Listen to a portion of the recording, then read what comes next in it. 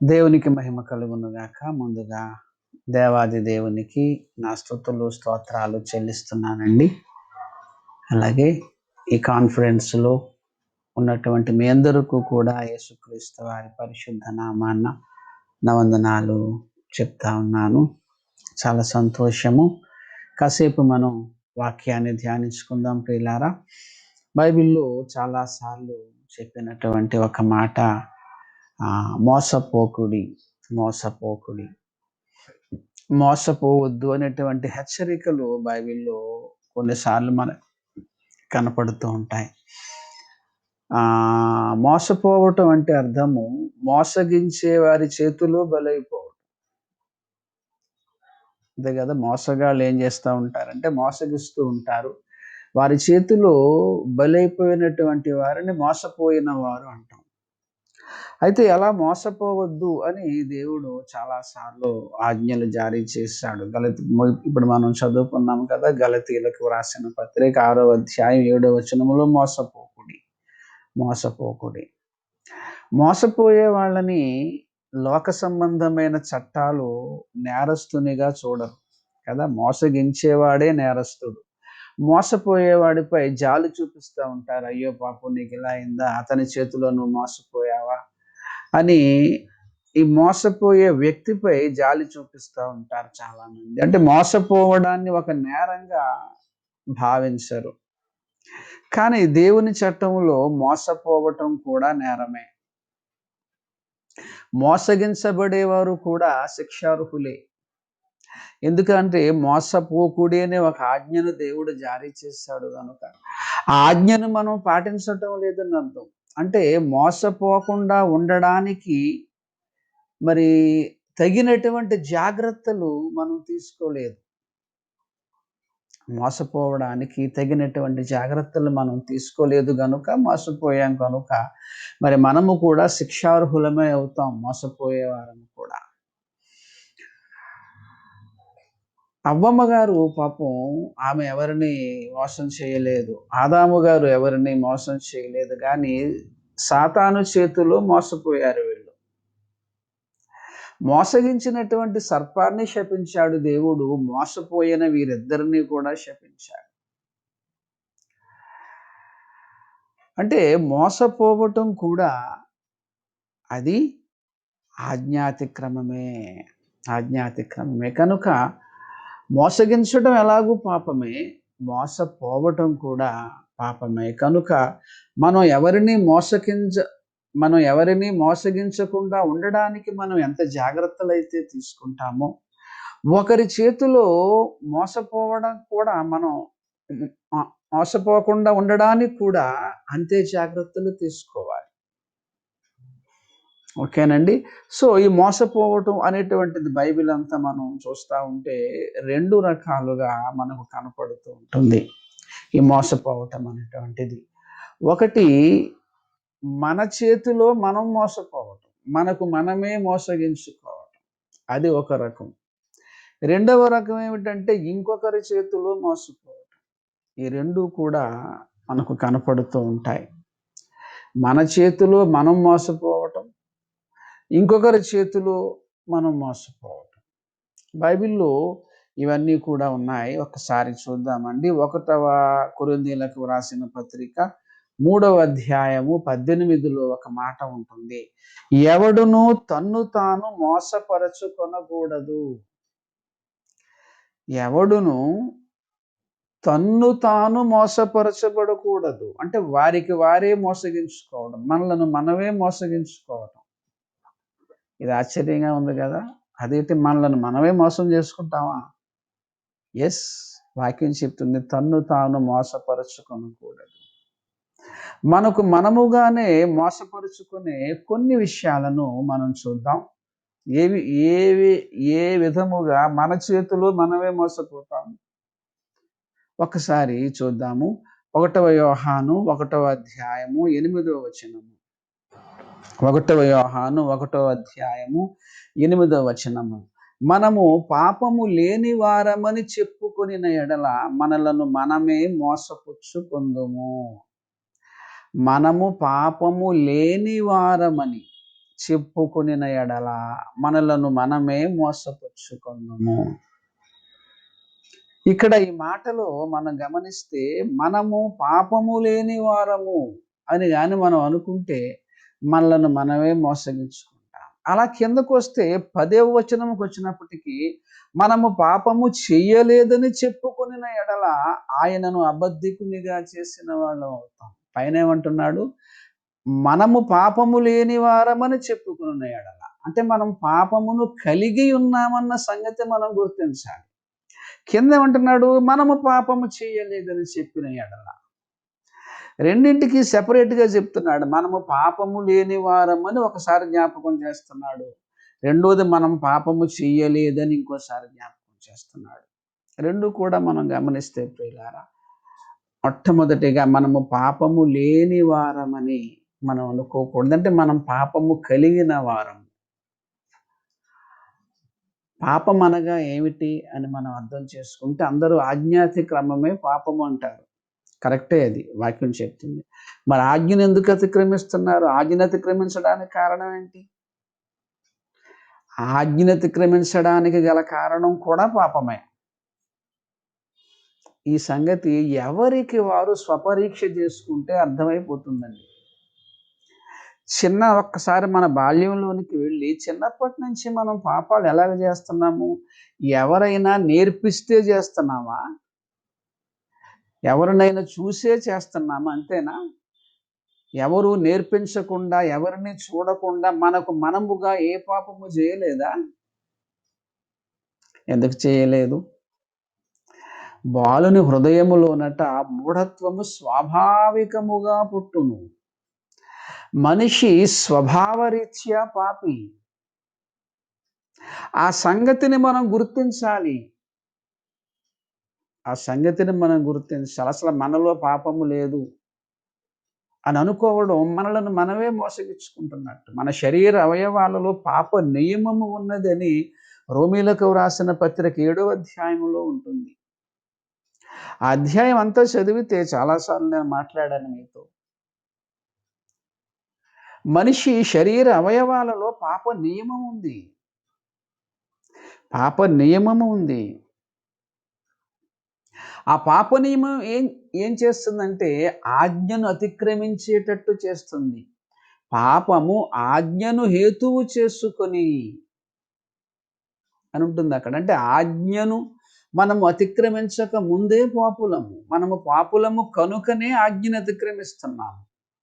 పాపము చేశాము కనుక మనము క్రియారూపకమైన పాపులము. ఈ పాపము చేయడానికి ముందు, ఈ పాప క్రియ చేయడానికి ముందు స్వభావరీత్యా మనము పాపులము. పాపము చేసిన వాడు పాపే. పాపి కనుక పాపము చేస్తున్నాడు. 2 రైటే. పాపి కనుక పాపం చేస్తున్నాడు. అది క్రియారూపకమైన పాపము. పాపము చేశాడు కనుక వాడు పాపి. అది క్రియారూపకమైన పాపము. పాపి కనుక వాడు పాపము చేస్తున్నాడు. అది స్వభావరీత్యా పాపం. మనిషి స్వభావరీత్యా పాపి. దావీదు భక్తుడు 51వ కీర్తనలో పాపములోనే నేను పుట్టి తిని, పాపములోనే నా తల్లి నన్ను గర్భమున ధరించాను. తన పుట్టుకను జ్ఞాపకం చేసుకుంటున్నాడు. పుట్టుక నుంచి నాకు పాప స్వభావం ఉంది. రోమీలకు వ్రాసిన పత్రిక 5:12లో ఉంటుంది కదా. ఒక మనుష్యుని యొక్క అవిధేయత పాపము ద్వారా, ఒక మనుష్యుని అవిధేయత ద్వారా లోకములోనికి పాపమును మరణమును వచ్చాయి. లోకం అంటే అర్థం మనుష్యులే. దేవుడు లోకమును ఎంతో ప్రేమించెను అంటే అర్థం ఏమిటి? లోకం అంటే మనుష్యులే. లోకము మిమ్మును ద్వేషించుచున్నది అంటే అర్థం ఏంటి? లోకం అంటే అర్థం ఏమిటి? మనుషులే. ఆదాము చేసినటువంటి పాపము లోకములోనికి వచ్చింది. లోకములోనికంటే మనుష్యులలోనికి వచ్చింది. మనుష్యులలోనికే వచ్చింది. అది స్వభావరీత్యా అందరికీ సంక్రమించింది. అందరికీ సంక్రమించింది. సో, మనిషి శరీర అవయవాలలో పాప నియమము ఉన్నది. పాపం చెయ్యాలని మనకు ఒకరు నేర్పించక్కర్లేదు. పాపాన్ని నేర్పించే కళాశాలలు, స్కూల్స్ ఏమీ లేవు. అయినా సరే మానవుడు పాపం చేస్తున్నాడు. కారణం ఏమిటంటే అతని శరీర అవయవాలలో పాప నియమం ఉంది. అది పుట్టినప్పటి నుంచే ఉంది. అది ఆదాము నుంచి వచ్చింది.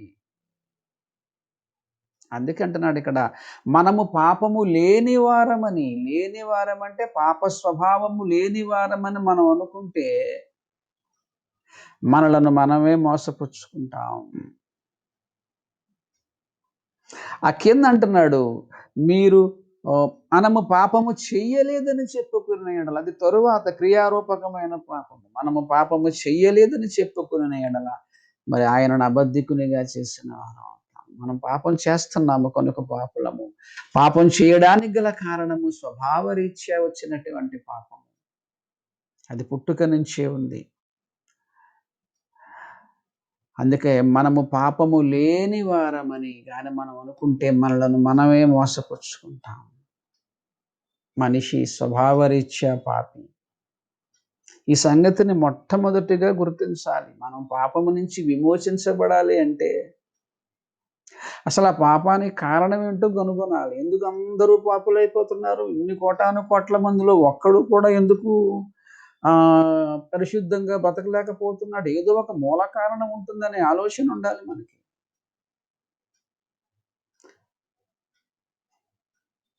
కనుక మనలో మనము పాపము లేని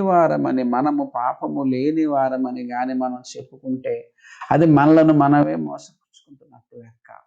అది గుర్తుపెట్టుకోండి. మనము స్వభావరీత్యా పాపులము. కనుకనే క్రియారూపకమైన పాపులముగా మారుతున్నాము. సో, నేను పాపం చేయడానికి గల కారణము నా శరీర అవయవాలలో పాప నియమం ఉన్నది అన్న సంగతిని మనం మొట్టమొదటిగా గుర్తించాలి. మనలో పాప నియమము ఉన్నది. పాప స్వభావం ఉన్నది. అది ఆదాము నుంచి సంక్రమించింది. అలా మనం ఒప్పుకోకపోతే మనలను మనమే మోసపుచ్చుకున్నట్లు లెక్క. రెండవదిగా లూకాసు సువార్త క్షమించాలి. యాకోబు రాసిన పత్రిక 1వ అధ్యాయం 22వ వచనము. యాకోబు రాసిన పత్రిక 1వ అధ్యాయం 22వ వచనము. మీరు వినువారు మాత్రమై ఉండి మిమ్మును మీరు మోసపుచ్చుకొనకుండా వాక్య ప్రకారము ప్రవర్తించువారునై ఉండుడి. విన్నాక దాని ప్రకారంగా బ్రతకకపోతే మనలను మనమే మోసపుచ్చుకున్నట్లు లెక్క. ఎందుకంటే మనం తెలిసి చేస్తున్నాం కనుక. అది విషమని తెలిసాక కూడా మనం తాగితే మనలను మనమే మోసపుచ్చుకున్నట్లు లెక్క. తెలియక తాగితే అది వేరే విషయం. మీరు వినువారు మాత్రమై ఉండి మిమ్మును మీరు మోసపుచ్చుకొనకుండా అంటున్నాడు. వినడం వల్ల మనం మోసపోతామని కాదు అక్కడ. ఆ పక్క మాట ఏంటో చూడండి. వాక్య ప్రకారము ప్రవర్తించువారునై ఉండండి. అంటే విన్న వాక్య ప్రకారం మీరు ప్రవర్తించకపోతే మిమ్మల్ని మీరే మోసపుచ్చుకున్నట్లు లెక్క. ఇంతకుముందు మీకు సత్యము తెలియకపోవచ్చు మనకు. ఓకే. తెలియని కాలంలో చాలా తప్పులు చేసి మనం ఉంటాము. తెలిసింది కదా, విన్నాము కదా, చదివాము కదా. విన్న తర్వాత కూడా దాని ప్రకారంగా బ్రతకకపోతే మనలను మనమే మోసపుచ్చుకున్నట్లు లెక్క.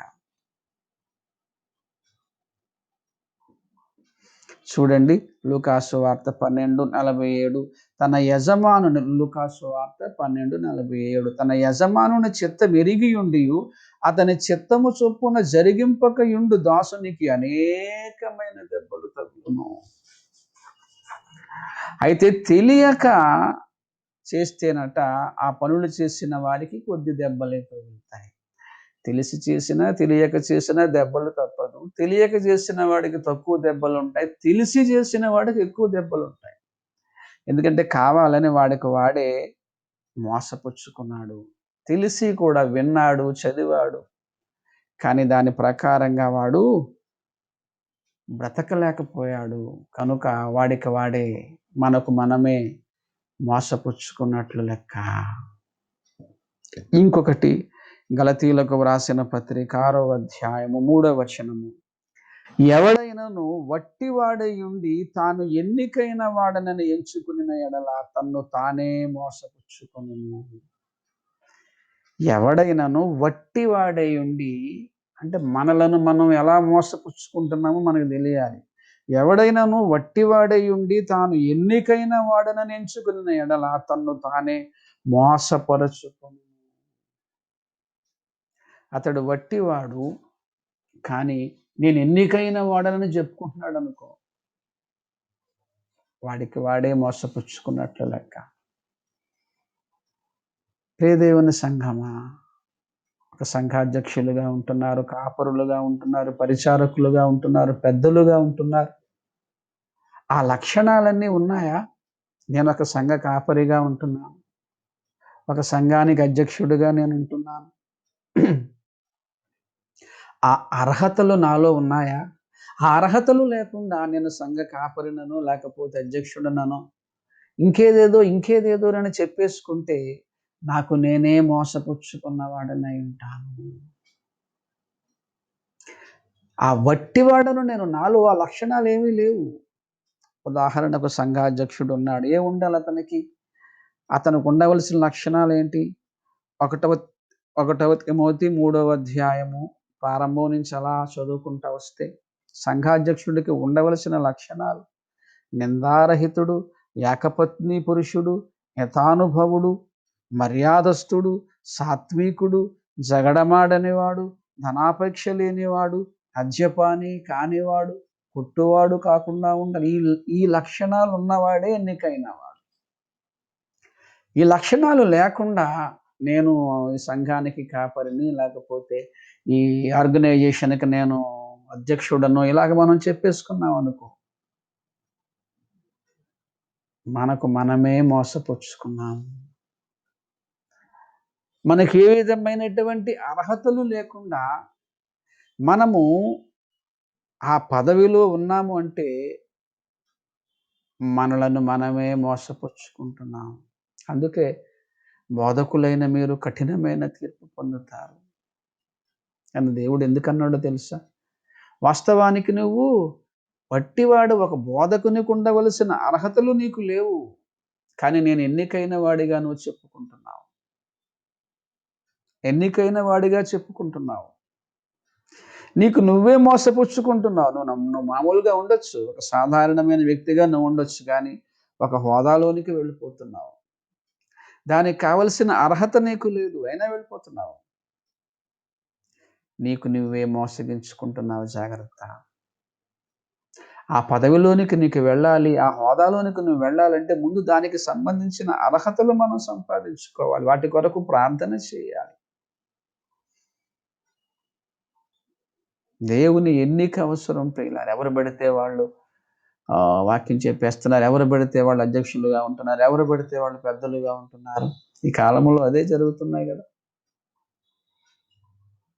వారికి వాస్తవానికి వట్టివారు, కానీ ఎన్నికైన వారమని చెప్పుకుంటున్నారు. అలాంటి వారు వారికి వారే మోసపుచ్చుకుంటున్నట్లు లెక్క. నెంబర్ 1, మనలో పాపము లేదు అని గాని మనం చెప్పుకుంటే, మనకు మనమే మోసపుచ్చుకున్నట్లు లెక్క. రెండవదిగా, వాక్యము విని, వాక్యము ఎరిగి, దాని ప్రకారముగా ప్రవర్తించకపోతే మనలను మనమే మోసపుచ్చుకున్నట్లు లెక్క. మూడవదిగా, మరి మనం వట్టివారమై ఉండి ఎన్నికైన వారమని ఏమన్నా చెప్పుకుంటే, మనలను మనమే మోసపుచ్చుకున్నట్లు లెక్క. సంఘమా, బిడ్డలారా, వాళ్ళు మోసం చేస్తున్నారు, వీళ్ళు మోసం చేస్తున్నారని మనం చాలామంది మాట్లాడుకుంటాం. సరే, మనలను మనమే మోసపుచ్చుకుంటున్నామేమో చూడండి. మనలను మనమే మోసపుచ్చుకుంటున్నామేమో, నన్ను నేనే మోసపుచ్చుకుంటున్నానేమో, నన్ను మోసగించిన వాడు కూడా నేనేనేమో, ఇది చూడాలి ముందు. మోసగించటం ఎంత తప్పో, మోసపోవటం కూడా అంతే తప్పు. మనలను మనమే మోసగించుకుంటుంటే, మోసగించేవాడు, మోసపోయేవాడు కూడా ఒకడే అవుతాడు అప్పుడు. నేనే మోసగించేవాడిని, నేనే మోసపోయేవాడిని. ద్విపాత్రాభినయం అంటారు చూసారు? అలాగా మోసపోయే స్థితిలో ఉంటే ప్రియులారా, మనం సరిచేసుకోవాలి. రెండవదిగా, ఇతరుల చేతిలో మోసపోవటం. బైబిలు వాక్యము చాలాసార్లు హెచ్చరిక చేస్తూ ఉంది. మరి 1 యోహాను 3వ అధ్యాయము 7వ వచనము, ఎవనిని మిమ్మును మోసపరచనీయకుడి. జాగ్రత్త కలిగి ఉండాలి. భౌతికమైన జీవితంలో ఒకరి చేతిలో మనం మోసపోకుండా ఉండడానికి చాలా జాగ్రత్తలు తీసుకుంటాం కదా మనం. ఇంటికి తాళాలు వేసుకుంటాం, ధనాన్ని జాగ్రత్త పెట్టుకుంటాం. చాలా మన స్థలాలను ఎవరు ఆక్యుపై చేసుకోకుండా, మన ఆస్తులను ఎవరు ఆక్యుపై చేసుకోకుండా, ఒకరి చేతిలో మోసపోకుండా ఉండడానికి చాలా జాగ్రత్తలు తీసుకుంటాం భౌతికమైన జీవితంలో.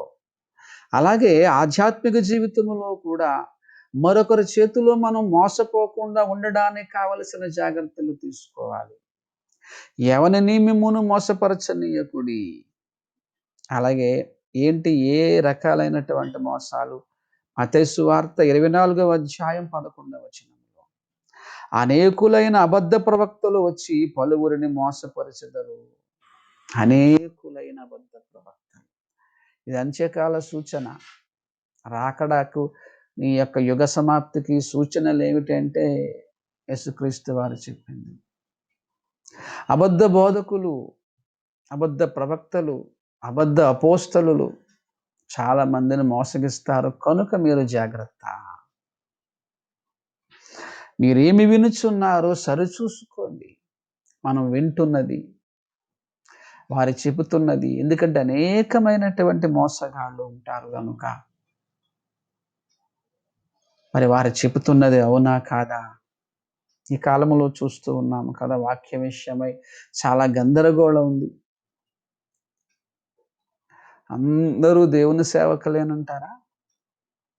అందరూ ఒకేలా చెప్తున్నారా? కాదు కదా. అంటే కొందరు అబద్ధ ప్రవక్తలు, అబద్ధ బోధకులు ఉంటారు. కనుక వారి చేతిలో మనం మోసపోకుండా ఉండాలి అంటే మనం ఏమి వినుచున్నామో సరిచూసుకోవాలి. బెరెయ సంఘం వారు పౌలియును శీలయును చెప్పుచున్న సంగతులు అలాగున ఉన్నవో లేవోనని ప్రతిదినము లేఖనములను పరిశోధిస్తూ వస్తున్నారు. మనం అలా చేస్తున్నామా? ఎవరు చెప్పిందైనా నమ్మేస్తున్నామా? అసలు ఆలోచన చేస్తున్నామా? నా సంఘ బిడ్డలకు కూడా నేను చెప్తా ఉంటాను, నా బోధలను ఒకసారి మీరు ఆలోచించండి, బ్లైండ్గా గుడ్డిగా నమ్మేయకండి అంటూ ఉంటాను. హెచ్చరికలు చెప్తా ఉంటాను. ఎవరు చెప్పినా సరే అది అలాగ ఉన్నదో లేదో అని లేఖనాలను పరిశోధించాలి. వాక్యమును గూర్చిన ఆలోచన ఉండాలి. దివారాత్రం మన వాక్యాన్ని ధ్యానించాలి. అలాగే అబద్ధ బోధకులను గుర్తించడానికి వారి బ్రతుకు కూడా యేసుక్రీస్తు వారు చెప్పారు కదా, మత్తయి సువార్త 7వ అధ్యాయము 15, 16 వచనాలలో, అబద్ధ ప్రవక్తలను గూర్చి జాగ్రత్త పడండి అంటూ, వారి అబద్ధ ప్రవక్తలను మనకు ఎలా తెలుస్తుందంటే వారి ఫలము వలన మీరు వారిని తెలుసుకుందరు. అంటే వారి క్రియలు, వారి బ్రతుకును బట్టి వారి బోధలో దోషాలు ఉంటాయి.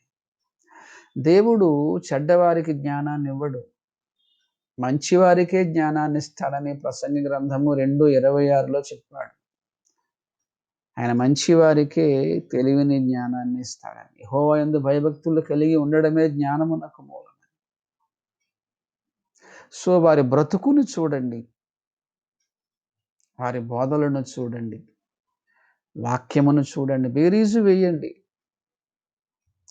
నేటి క్రైస్తవ్యములో ఉంటున్నటువంటి ఒక విధానం ఏమిటంటే వ్యక్తులను ఫాలో అయిపోవడం, మనుష్యులను గుడ్డిగా నమ్మటం ఎక్కువగా మన క్రైస్తవ్యములో ఉంది. వాస్తవానికి వీళ్ళు మనుష్యులనే ఫాలో అవుతూ ఉంటారు, కానీ మా వాక్యం అంటారు. పైగా వాక్యం అంటారు కానీ వాళ్ళ వాక్యం అంతా వినండి, ఎవరో ఒకరు చెప్పింది, ఎవరిదో వినేసి వాళ్ళే వీళ్ళు చెప్పేస్తూ ఉంటారు. వారి అభిమానులు, వారు ఎవరినైతే, ఏ వ్యక్తినైతే వాళ్ళు గుడ్డిగా అనుసరిస్తూ ఉంటారో వాళ్ళవే చెప్తూ ఉంటారు.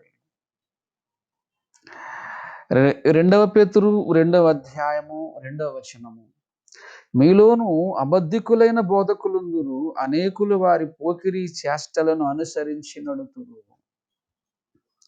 అనంటూ కింద వారి అధిక లోబులై కల్పనా వాక్యములు చెప్పుచు మీ వలన లాభమును సంపాదింతురు. అధిక లోబులై అంటే వారి ప్రవర్తన చెడ్డదిగా ఉంది కనుక వారి బోధలో దోషాలుంటున్నాయి. అలాగే అనేకులు వారి పోకిరీ చేష్టలను అనుసరించి నడుతురు. అవేమో పోకిరీ చేష్టలు, కానీ వాటిని ఫాలో అయిపోతున్నారు ఫ్యాన్స్ లాగా. సమాజంలో చాలా చూస్తున్నాం కదా ఇలాగా. చాలా మందిని ఫాలో అయిపోతున్నవారు చూస్తూ ఉన్నాం. వారి చేతిలో మోసపోతున్నటువంటి వారిని చూస్తూ ఉంటాం. మొట్టమొదటిగా వాక్య విషయంలో వాక్యముపై మనము జ్ఞానము కావాలంటే దేవునిపై ఆధారపడడాన్ని అలవాటు చేసుకోవాలి. ఇది ఈ కాలంలో చాలా అవసరం. కోర్స్ అన్ని కాలాలలో అవసరమేనైనా ఈ కాలంలో బాగా అవసరం. ఇది బైబిల్ హెచ్చరిక చేస్తూ ఉంది. 1 కొరింథీయులకు వ్రాసిన పత్రిక 2వ అధ్యాయము 4వ వచనము. మీ విశ్వాసము మనుష్యుల జ్ఞానమును ఆధారము చేసుకొనక దేవుని శక్తిని ఆధారము చేసుకుని ఉండవలెను. ఆయన దగ్గరికి వెళితే నాకు జ్ఞానం వస్తుంది, ఈయన దగ్గరికి వెళితే నాకు ఏదో వచ్చేస్తుంది. మనుష్యుల మీద ఎందుకు ఆధారపడతాం మనం? అలాగే చాలామంది మనుష్యుల మీద ఆధారపడి వారి చేతుల్లో మోసపోయిన వారు సమాజంలో చాలామంది కనపడుతున్నారు.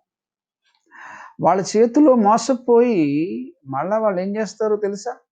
మళ్ళీ ఇంకొకరిని ఫాలో అవుతూ ఉంటారు. అలాంటి వాళ్ళని కూడా నేను చాలామందిని చూశాను. ఒక ఆయన గుడ్డిగా ఫాలో అవుతారు, ఆయన చేతిలోనే మోసపోతారు. అయ్య బాబోయ్ ఎంత మంచోడు అనుకున్నాను, ఇలాంటి వాడని చెప్పేసి బయటకు వచ్చేస్తారు. బయటకు వచ్చేసి మరలా ఇంకొక ఆయన్ని ఫాలో అవుతారు. ఎందుకు అలాగా? మనందరంతో కలిసి సహవాసముగా ఉండడం తప్పు కాదు, కానీ ఒక వ్యక్తిపై ఆధారపడకండి. సహవాసము వేరు, ఆధారపడటం వేరు. ఎవరు చెప్పిందైనా మనం వినొచ్చు, వారిని వెంబడించి అందులో మనం కూడా ఆలోచన చేసి సత్యమైతే స్వీకరించి అసత్యమైతే విడిచిపెట్టే విధానంగా మన భక్తి జీవితం వెళ్ళాలి. అంతే తప్ప ఆయన దగ్గరికి వెళితే నాకు జ్ఞానం వస్తుంది అని మనుష్యులను మీద ఆధారపడే ఆ విధానమును ఆ విధానము నుంచి మనం బయటకు రాకపోతే మోసగించే వారి సంఖ్య పెరిగిపోతుంది. మొట్టమొదటిగా మనం దేవుని మీద ఆధారపడాలి. ప్రభువా నాకు జ్ఞానం నాకు ఇవ్వండి తండ్రి. మీలో ఎవరికైనా నువ్వు జ్ఞానము కొద్దువగా ఉంటే ప్రార్థన చేయండి. కొంతమందిని చూస్తూ ఉంటానండి, ఒక ఆయన్ని ఫాలో అవుతారు, ఆయన చేతిలో మోసపోతారు, మళ్ళీ ఇంకొకరిని ఫాలో అవుతారు, మళ్ళీ అదేంటి మళ్ళీ ఇంకొకరిని గుడ్డిగా వెంబడించేయడం దేనికి? ఆల్రెడీ ఒక వ్యక్తి చేతిలో నువ్వు మోసపోయావు కదా. ఒక వ్యక్తి చేతిలో మనం మోసపోయాక మనలో ఆలోచనలు ఎలా ఉండాలి అంటే, ఇంకా మనుష్యుల మీద మనం ఆధారపడకూడదు అనే ఆలోచనలకు రావాలి. అందరితోనూ సహవాసం చేయొచ్చు, కానీ గుడ్డిగా ఒక వ్యక్తి మీద మనం ఆధారపడకూడదు. ఈ వ్యసనము నుంచి సంఘము బయటకు రావాలి. మరి ఎలాగండి? మరి ఎలాగా? ఆయన బైబిల్లో చెప్తాడు, ఈయన బైబిల్లో చెప్తాడు, ఇంకొక ఆయన అందరూ బైబిల్ వచనాలు చూపిస్తున్నారు. ఒక్కొక్క రకంగా ఒక్కొక్కరు ఒక్కొక్క విధానంగా చెప్తున్నారు. ఏది నమ్మాలో ఏది నమ్మకూడదో మనకు అర్థం కావటం లేదు. దీని పరిష్కారం ఏమిటని చాలామంది ప్రశ్నలు వేస్తూ ఉంటారు. అలాంటి వారికి బైబిల్ చక్కని సమాధానం ఇచ్చింది. ఒక్కసారి చూడండి. 1వ యోహాను 3వ అధ్యాయము 20 నుంచి నేను 26, 27 ముందు చదివి తర్వాత 20 మీకు చదువుతాను చూడండి. 1వ యోహాను 3వ అధ్యాయము 26, 27. మిమ్మును మోసపరుచు వారిని బట్టి ఈ సంగతులు మీకు వ్రాసి ఉన్నాను. ముందు హెడ్డింగ్ చూశారు కదా. మిమ్మును మోసపరుచు వారిని బట్టి ఈ సంగతులు మీకు వ్రాసి ఉన్నాను. అయితే ఆయన వలన మీరు పొందిన అభిషేకము మీలో నిలుచుచున్నది గనుక ఎవ్వడును మీకు బోధింపనక్కరవద్దు. ఆలోచన చేస్తున్నారా? మిమ్మల్ని మోసగిస్తున్నారు, మోసగిస్తున్నారు అంటున్నారు గదా! మోసగించే వారిని బట్టి నేను మీకు చెప్తున్నా. వాళ్ళు మిమ్మల్ని ఎందుకు మోసగిస్తున్నారు? మీరు వాళ్ళని గుడ్డిగా వాళ్ళని ఫాలో అవుతున్నారు. వారిపై మీ యొక్క విశ్వాసాన్ని వారి మీద ఆధారం చేసుకుంటున్నారు. కనుకనే మీరు వారు మిమ్మల్ని మోసగిస్తున్నారు. అయితే ఇక్కడేమంటున్నాడు చూడండి. అయితే ఆయన వలన మీరు పొందిన అభిషేకము మీలో నిలుచుచున్నది గనుక ఎవడును మీకు బోధింపనక్కరలేదు. ఎవడును మీకు బోధింపనక్కర్లేదు. అంటే ఎవడును వారి బోధలు విని మీరు మోసపరచబడవలసిన పని లేదు. ఎందుకంటే ఆయన అభిషేకము మీకుంది. దేవుని వాక్యం ప్రకటించడానికి అభిషేకం ఎలాగైతే అవసరమో, ప్రకటించబడిన దాన్ని సత్యమో, అసత్యమో అని గ్రహించడానికి కూడా అభిషేకము అవసరము. ఇక్కడ మీరు అంటే ఎవరు? మిమ్మును. మీరు అంటే ఎవరు వీళ్ళు? ఆ విశ్వాసులకు రాస్తున్నాడు. సంఘ విశ్వాసులకు కూడా అభిషేకము, ఆత్మాభిషేకము. వాక్యమును ప్రకటించడానికి ఆత్మ ప్రేరేపణ అవసరము. ఓకే. సో, ఆ ప్రకటిస్తున్నటువంటి వాడు చెప్పేది ఆత్మ ప్రేరేపణతో చెప్తున్నాడా? అతను సొంత జ్ఞానముతో చెప్తున్నాడా? అని మనం గ్రహించడానికి కూడా మనకు ఆత్మ ప్రేరేపణ అవసరము. ఆ ప్రేరేపణ అతడు ఆత్మతో ప్రేరేపించబడే చెబుతున్నాడా? లేకపోతే తన సొంత కవిత్వాన్ని చెబుతున్నాడా? లేకపోతే భ్రమపరుచు ఆత్మ యొక్క ప్రేరేపణతో చెబుతున్నాడా? అన్న విషయం మనం తెలుసుకోవాలంటే మనకు కూడా ఆత్మాభిషేకము, ఆత్మ ప్రేరేపణ ఉండాలి. అలాగే చూడండి మళ్ళా చదువుతాను. మిమ్మల్ని మోసపరుచు వారిని బట్టి ఈ సంగతులు మీకు వ్రాసి ఉన్నాను. అయితే ఆయన వలన మీరు పొందిన అభిషేకము మీలో నిలుచుచున్నది గనుక ఎవడునూ మీకు బోధింపనక్కరలేదు. ఆయన ఇచ్చిన అభిషేకము, ఆయన ఇచ్చిన అభిషేకము సత్యమే గాని అసత్యము కాదు. నువ్వు దేవుని యొక్క ఆత్మ ఆత్మతో నువ్వు అభిషేకించబడితే చెప్పేవాడి బోధనను నువ్వు గుర్తించేస్తావు. నువ్వు గుర్తించేస్తావు. అతను సత్యం చెబుతున్నాడా? అసత్యం చెబుతున్నాడా అని. 20వ వచనం చూడండి పైన. అయితే మీరు అంటే ఎవరు? సంఘ విశ్వాసులే. ప్రారంభ అధ్యాయం నుంచి మీరు బిగినింగ్‌లో చూడండి ఉంటదది. అయితే మీరు పరిశుద్ధుని వలన అభిషేకము పొందినవారు గనుక సమస్తమును ఎరుగుదురు. దేవునికి మహిమ కలుగునుగాక. పరిష్కారం ఇక్కడ ఉందండి. ఎవ్వరు మిమ్మల్ని మోసపరచనీయొద్దని చెప్తున్నాడు. ఎలాగ మాకు తెలుస్తదండి? ఆయన బైబిల్‌లోంచి చూపిస్తున్నాడు. ఈయన బైబిల్‌లోంచి చూపిస్తున్నాడు. ఆయన అందరూ బైబిల్‌లోంచి వచ్చినట్టు చూపిస్తున్నారు కానీ ఒక్కొక్కలా చెప్తున్నారు కదా! ఎలాగా? దీనికి పరిష్కారం ఇదిగో ఇలాగా. ఆత్మతో నీవు అభిషేకించబడాలి. సత్యము ప్రకటించడానికి ఆత్మాభిషేకము కావాలి. ప్రకటించబడినటువంటి సత్యము అది సత్యము, అసత్యము అని గుర్తించడానికి కూడా ఆత్మాభిషేకము కావాలి. ఎవడు మిమ్మల్ని మోసపరచనివ్వకుండా ఉండడానికి ఇదిగో వెంటనే పరిష్కారం చెప్తున్నాడు. ఆయన వలన మీరు పొందిన ఆత్మాభిషేకము మీలో నిలుచుచున్నది గనుక మీరు ఇంకెవ్వరి చేతిలో మోసపరచబడవలసిన పని లేదు. ఎవరి మీద మీరు ఆధారపడవలసిన పని లేదు. సహవాసం చేయండి. నేను కూడా చాలా మందితో సహవాసాన్ని కలిగి ఉంటాను. చాలా మంది నాకు రాష్ట్ర వ్యాప్తంగా చాలా మంది దేవుని సేవకులతో నాకు చక్కని సహవాసం ఉంది. కానీ మేమందరం అప్పుడప్పుడు మాట్లాడుకుంటా ఉంటాం. కొన్ని విషయాలపై స్టడీ చేస్తా ఉంటాం. వారితో సహవాసం చేస్తాను గానీ, వారి మీద నేనేం ఆధారపడను. దేవుని మీదే నేను ఆధారపడతాను. ప్రభువా! ఎవరు చెప్తుంది అది అవునో కాదో అని నేను కన్ఫర్మ్ చేసుకోవడానికి తండ్రి నీ ఆత్మ సహాయాన్ని నాకివ్వండి. ఎంత మంచి మాట. మీరు పరిశుద్ధుని వలన అభిషేకము పొందినవారు గనుక సమస్తమును ఎరుగుదురు. మీరు ఆత్మాభిషేకం పొంది ఉంటే నా బోధ సత్యము, అసత్యము మీరే చెప్పేయగలరు. మీకే తెలిసిపోతది. పరిశుద్ధాత్మని యొక్క అవసరత ఉంది ప్రియులారా. అపోస్తుల కార్యములో ఉంటుంది గదా! ఉదియా గురించి దేవుడు ఆమెను హృదయాన్ని తెరిచాడు. కనుక అపోస్తలుల బోధ యందు ఆమె లక్ష్యముంచింది. అంటే అపోస్తలులు చెబుతున్న మాటలు సత్యమే అని ఆమె గ్రహించడానికి గల కారణం దేవుడు ఆమె హృదయాన్ని తెరిచాడు.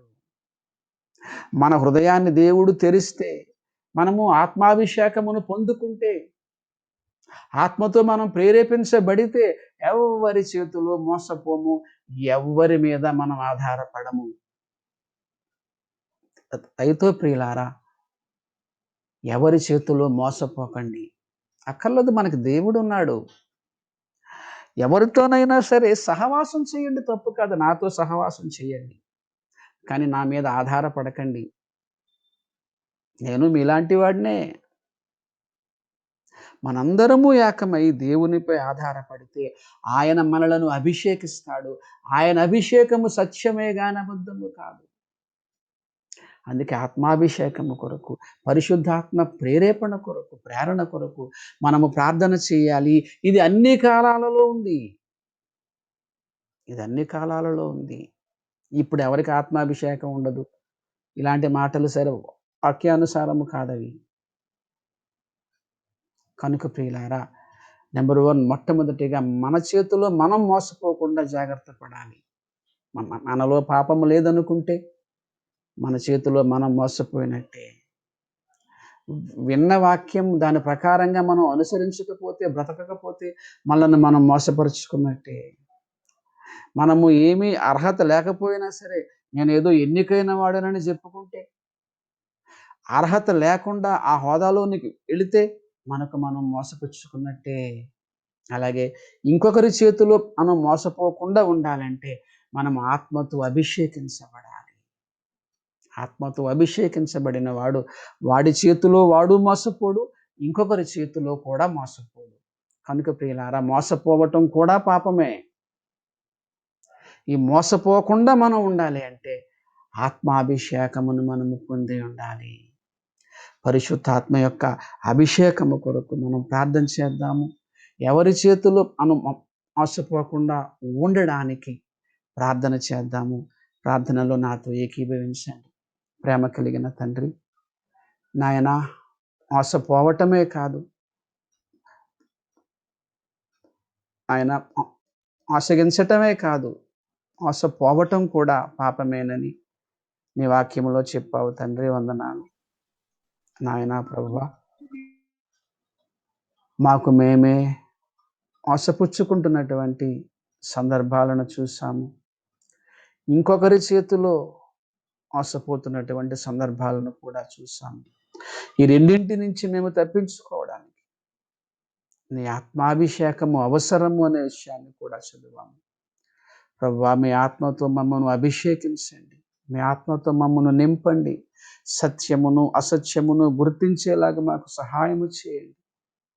ఎవరి చేతిలో, మా చేతిలో కూడా మేము మోసపోకుండా ఉండడానికి కావలసిన ఆత్మ సహాయాన్ని నాకు మాకు దయచేయమని యేసు వారి పరిశుద్ధ నామాన ఈ ప్రార్థన అడిగి వేడుకొంచున్నాము తండ్రి. ఆమేన్. తండ్రి అయిన దేవుని ప్రేమయు, కుమారుడైన యేసుక్రీస్తు వారి కృపయు, పరిశుద్ధాత్మ దేవుని అన్యోన్య సహవాసం ఇప్పుడు ఎల్లప్పుడూ సదాకాలం మనందరిపై తోడై ఉండును గాక. ఆమేన్. వందనాలండి.